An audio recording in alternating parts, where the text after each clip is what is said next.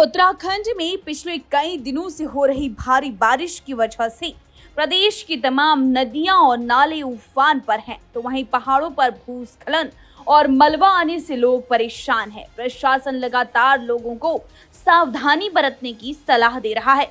ऐसे में हल्द्वानी से एक बड़ा मामला सामने आया है। शहर के महज 7 किमी की दूरी पर बहने वाली सूखी नदी इन दिनों उफान पर है, जिसकी वजह से नदी पार विजयपुर गांव का संपर्क कटा हुआ है।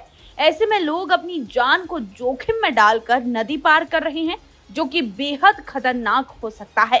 हैरानी की बात तो ये है कि सिर्फ गांव वाले ही नहीं, बल्कि स्कूल जाते बच्चे भी इस कमर तक भरे पानी में घुसकर नदी को पार करने को मजबूर हैं। बच्चों को सबसे ज्यादा परेशानी उठानी पड़ रही है। पानी की धारा इतनी तेज है कि बड़ों की मदद से पानी में घुसकर बच्चे स्कूल पहुंच रहे हैं। ऐसे में अगर कोई बुजुर्ग बीमार हो जाता है या फिर किसी बच्चे को कुछ हो जाता है तो उसे कंधे पर बिठाकर पार कराना पड़ेगा।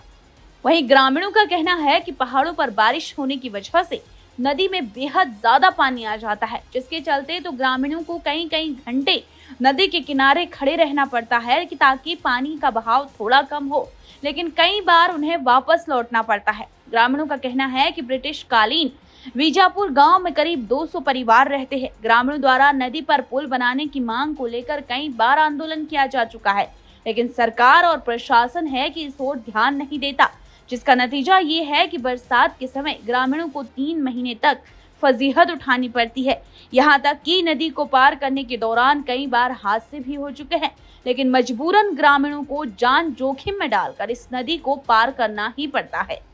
सूखी नदी काफ़ी उफान पर रहती है, जिससे हमारे समस्त छात्र छात्राएँ विद्यालय जाने में असमर्थ रहते हैं। और हमारा जो गांव विजयपुर गांव है, यह कृषि पर आधारित है, इसलिए हमें मंडी पर भी साग सब्जी ले जाने में काफ़ी कठिनाइयों का सामना करना पड़ता है।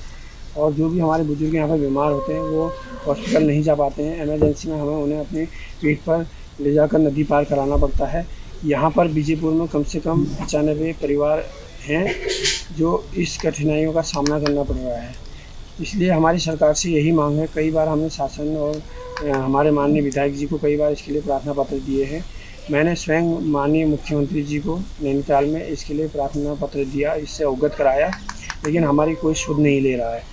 इसलिए मेरी सरकार से यही मांग है कि हमारी जो ये सूखी नदी पर पुल और 2 किलोमीटर की रोड है, इसे जल्दी पूर्ण किया जाए, इस पर गौर किया जाए, अन्यथा हमें अपनी जन समस्याओं के लिए उग्र आंदोलन करना पड़ेगा।